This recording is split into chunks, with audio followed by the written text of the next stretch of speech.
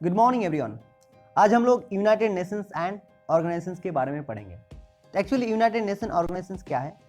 किसी भी कंट्री में लॉ पार्लियामेंट में बनता है। अब पार्लियामेंट में जो लॉ बनता है वो कहाँ पे अप्लाई होता है? वो उस कंट्री में अप्लाई होता है। अगर हम लोगों को पूरे वर्ल्ड के लिए, पूरे दुनिया के लिए अगर हम लोगों को लॉ बनाना है, हम लोगों को यूनाइटेड नेशंस में जाना पड़ेगा, क्योंकि यूनाइटेड नेशंस पूरा दुनिया के लिए, पूरा वर्ल्ड के लिए लॉ बनाता है। हम लोग अगर यूनाइटेड नेशंस के फॉर्मेशंस के बारे में बात करें तो यूनाइटेड नेशंस फॉर्म हुआ था 1945 में। 24 अक्टूबर को यूनाइटेड नेशंस फॉर्म किया गया था।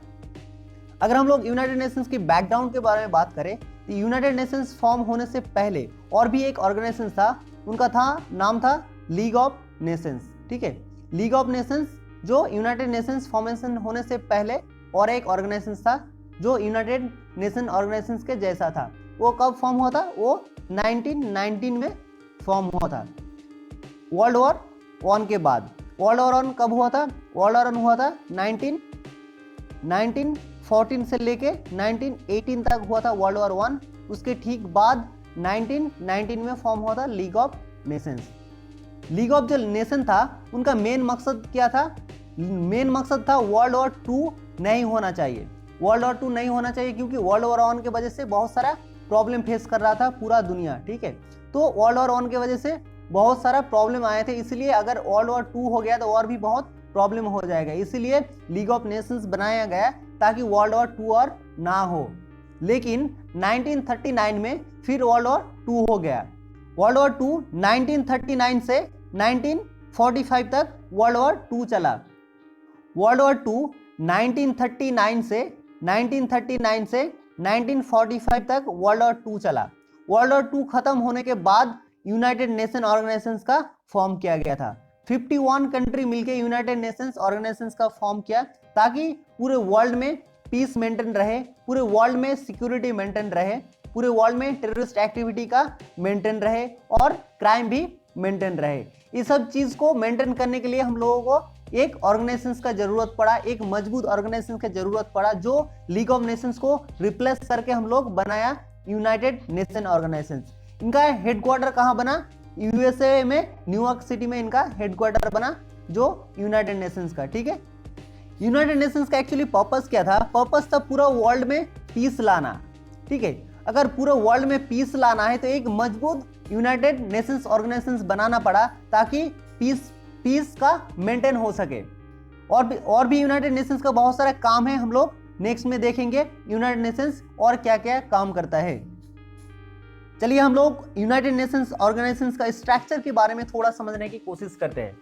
यूनाइटेड नेशंस ऑर्गेनाइजेशन का जो कॉमन पार्ट है वो है जनरल असेंबली। जनरल असेंबली में जितने सारे मेंबर कंट्री है उनका जो प्राइम मिनिस्टर वो आते हैं। अभी प्रेजेंट टाइम में मेंबर कंट्री कितना है? 193 मेंबर कंट्री है। 193 मेंबर कंट्री से उनका प्राइम मिनिस्टर जो आता है, उस कंट्री का प्राइम मिनिस्टर यहाँ पे आता है और यहाँ पे अपना स्पीच देते हैं, अपना व्यू डिस्कशंस करते हैं। और ये सब डिस्कशन करने के बाद सोचा जाता है वर्ल्ड के लिए क्या बेटर है, क्या नहीं बेटर है। जनरल असेंबली एक पार्लियामेंट की तरह होता है। यहाँ पे सब लोग आते हैं, ठीक है, सब लोग अपना वोट करते हैं और अपना डिबेट शो करते हैं और अपने इंटरेस्ट के बारे में बताते हैं। यूनाइटेड नेशंस का जो सिक्योरिटी काउंसिल है वो बहुत ही पावरफुल होता है। सिक्योरिटी काउंसिल एक्चुअली क्या करता है? पूरे वर्ल्ड, पूरा दुनिया का क्या सिक्योरिटी के बारे में ध्यान रखता है। यहाँ पे सब लोग मेंबर नहीं होता है। यहाँ पे मेंबर कौन होता है? जो परमानेंट मेंबर कंट्री है वो यहाँ पे मेंबर होता है, और जो नॉन परमानेंट मेंबर कंट्री है वो यहाँ पे मेंबर होता है। परमानेंट मेंबर कंट्री कौन सा है? परमानेंट मेंबर कंट्री एक है यूएसए, और एक है इंग्लैंड, और एक है चाइना, और एक है रसिया, और एक है फ्रांस। ये 5 जो परमानेंट कंट्री है, ठीक है, ये यहाँ का मेंबर होता है। और जो 10 नॉन परमानेंट कंट्री है वो हर 2 साल के बाद चेंज होता रहता है। ठीक है, इंडिया भी 2021 में नॉन परमानेंट कंट्री यहाँ पे बनने वाले हैं। ठीक है, ये हो गया यूनाइटेड नेशंस सिक्योरिटी काउंसिल्स के बारे में। तो यहाँ पे जो यूनाइटेड नेशंस सिक्योरिटी काउंसिल्स है, यहाँ पे बहुत ही इंपॉर्टेंट जो डिसीजंस है वहाँ पे लिया जाता है।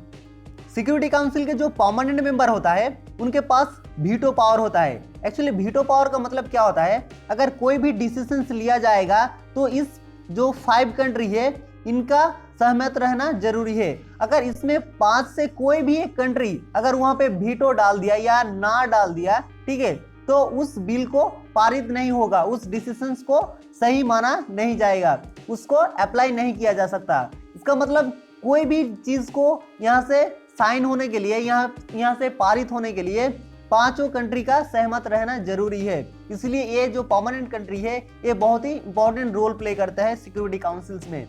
यानी सिक्योरिटी काउंसिल में पूरा यूनाइटेड नेशंस में सबसे ज्यादा बड़ा रोल प्ले करता है ये permanent member country. Security council और क्या करता है, सिक्योरिटी काउंसिल जो कहीं भी अगर वर्ल्ड में कहीं भी टेररिस्ट एक्टिविटी हो रहा है या कहीं भी कोई प्रॉब्लम हो रहा है, तो ये क्या करता है, बहुत सारे मिशंस को लॉन्च करते हैं और यहाँ पे पीस को वहां पे अचीव करते हैं। जो पीस कीपिंग जो फोर्स होता है, ठीक है, वहां पे फोर्स को भेजते हैं और उस प्रॉब्लम को सॉल्व करता है। इसलिए जो सिक्योरिटी काउंसिल है वो बहुत ही इंपॉर्टेंट रोल प्ले करता है यूनाइटेड नेशंस ऑर्गेनाइजेशंस को मेंटेन करने में। और भी एक ऑर्गन होता है, वो होता है इकोनॉमिक एंड सोशल काउंसिल। यहाँ पे क्या होता है, जो इकोनॉमिक्स को देखा जाता है पूरा वर्ल्ड का इकोनॉमिक्स कैसे डेवलप किया जाए, एंड जो सोशल काउंसिल है उसको कैसे बेटर किया जाता है, सोशल जो कल्चर है उसको कैसे बेटर किया जाएगा, ये सब चीज के बारे में ध्यान रखा जाता है। जो नेक्स्ट ऑर्गन होता है वो होता है international criminal court. International criminal court actually क्या है, इंटरनेशनल जो क्रिमिनल कोर्ट है, जितना सारा वर्ल्ड के जो इंटरनेशनल क्राइम होता है, ठीक है, कंट्री के बीच में अगर कोई क्राइम हो गया, कंट्री के बीच में अगर कोई भी कॉन्फ्लिक्ट हो गया, ठीक है, तो अगर कोई क्राइम होता है किसी भी पर्सन से, तो क्या होता है, जो इंटरनेशनल क्राइम कोर्ट है वहां पे जाते हैं, वहां पे इस कोर्ट वो वहां पे जज देते हैं, यहाँ पे डिसीजन देते हैं। नेक्स्ट ऑर्गन है इंटरनेशनल कोर्ट ऑफ जस्टिस। अगर कोई भी कहीं पे भी जस्टिस नहीं हो रहा है, किसी भी कंट्री में अगर जस्टिस नहीं हो रहा है, ठीक है, तो जस्टिस देने के लिए अगर कोई एक इंटरनेशनल ऑर्गेनाइजेशन है, वो है इंटरनेशनल कोर्ट ऑफ जस्टिस। वहां पे कोई दो कंट्री के बीच में अगर कोई कंफ्लिक्ट हो गया, ठीक है, कोई दो ऑर्गेनाइजेशंस के बीच में अगर बड़ा कोई कंफ्लिक्ट हो गया, तो क्या करता है इंटरनेशनल कोर्ट ऑफ जस्टिस, वहां पे जस्टिस प्रोवाइड करते हैं। कोई दो ऑर्गेनाइजेशंस के बीच में अगर बड़ा कोई कंफ्लिक्ट हो गया, तो क्या करता है इंटरनेशनल कोर्ट ऑफ जस्टिस, वहां पे जस्टिस प्रोवाइड करते हैं। यूनाइटेड नेशंस का और भी बहुत सारे जो ऑर्गन्स है वो है UNDP, United Nations development council. और भी एक है UNHCR, United Nations high commission for refugee. और होता है यूएनआईसीएफ, इसका मतलब जो यूनाइटेड नेशंस का जो चाइल्ड फंड होता है, ठीक है, चाइल्ड फंड के लिए जो ऑर्गन है वो है यूनाइटेड नेशंस चाइल्ड फंड। और भी बहुत सारी स्पेशल एजेंसी है, जैसे WHO हो गया, WTO हो गया, जैसे वर्ल्ड हेल्थ ऑर्गेनाइजेशन हो गया, वर्ल्ड ट्रेड ऑर्गेनाइजेशन हो गया। ये सब क्या होता है, जो यूनाइटेड नेशंस का स्पेशलाइज्ड एजेंसी है, जो बहुत अलग अलग पार्ट में काम करता है, अलग अलग कोई भी सेक्टर में काम करता है, पूरे वर्ल्ड के डेवलपमेंट के लिए, पूरे वर्ल्ड के अच्छे के लिए। चलिए हम लोग यूनाइटेड नेशंस के टास्क एंड ऑब्जेक्टिव के बारे में थोड़ा समझने की कोशिश करते हैं। इनका टास्क एंड ऑब्जेक्टिव क्या है। 1930 में जब इकोनॉमिक क्राइसिस हो गया था, ठीक है, तो वर्ल्ड में बहुत सारे प्रॉब्लम हुआ था। 1919 में जो लीग ऑफ नेशन बनाया था, लीग ऑफ नेशंस का मेन मकसद क्या था, वर्ल्ड वॉर 2 नहीं होना चाहिए। फिर वर्ल्ड वॉर 2 हो गया, इसका मतलब लीग ऑफ नेशंस फेल हो गया। तो इसके और भी एक ऑर्गेनाइजेशन का जरूरत पड़ा, जो हम लोग यूनाइटेड नेशंस ऑर्गेनाइजेशन बनाए हैं। मेनली किस लिए बनाया, जो पीस को सिक्योरिंग करने के लिए, पीस को मेंटेन करने के लिए। और भी बहुत सारे कंट्री में क्या होता है, क्राइम होता है, उस क्राइम को हम लोग सही करने के लिए, जो ह्यूमन राइट को छीन लेते हैं बहुत सारे कंट्री, तो ह्यूमन राइट को प्रोटेक्शन करने के लिए, ठीक है, एक अच्छा ऑर्गेनाइजेशन की जरूरत था। इसलिए हम लोग क्या किए, यूनाइटेड नेशंस ऑर्गेनाइजेशन बनाए, ताकि यूनाइटेड नेशंस ऑर्गेनाइजेशन ये सब चीज को ध्यान रख सके। तो एक्चुअली यूनाइटेड नेशंस कौन सा मेन टॉपिक में काम करता है, प्रोटेक्शन ऑफ ह्यूमन राइट के ऊपर काम करता है, ठीक है, पीस को सिक्योर करता है ताकि पीस मेंटेन रहे पूरे वर्ल्ड में, and economics and social development के ऊपर काम करता है। चलिए हम लोग यूनाइटेड नेशंस का जो स्पेशलाइज्ड एजेंसी है, ठीक है, इसके बारे में थोड़ा बात करते हैं, ठीक है।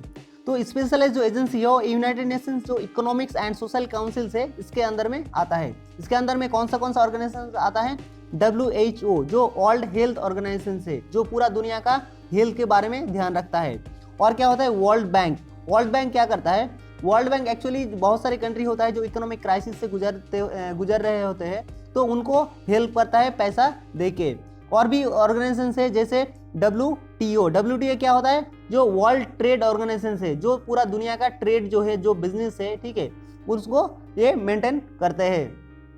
और भी बहुत सारे ऑर्गेनाइजेशन जैसे फूड एंड एग्रीकल्चर ऑर्गेनाइजेशन से, United Nations educational scientific and cultural organisation से, और भी है वर्ल्ड इंटेलेक्चुअल प्रॉपर्टी ऑर्गेनाइजेशन से, वर्ल्ड टूरिज्म ऑर्गेनाइजेशन से। ये बहुत सारे एजेंसी है जो एक वर्ल्ड को मेंटेन करता है, अपना अपना सेक्टर में वो सही से काम करता है और पूरे वर्ल्ड के डेवलपमेंट के बारे में सोचते हैं। तो ये था कुछ हम लोगों का यूनाइटेड नेशंस का के बारे में। अगर आपको ऐसे इन्फॉर्मेशन वीडियो अगर अच्छे लगते हैं तो इस वीडियो को लाइक कीजिए एंड शेयर कीजिए, एंड कमेंट सेक्शन में बताइए आप नेक्स्ट कौन से टॉपिक में वीडियो चाहते हैं। इस वीडियो को देखने के लिए थैंक यू सो मच। मिलते हैं नेक्स्ट वीडियो में।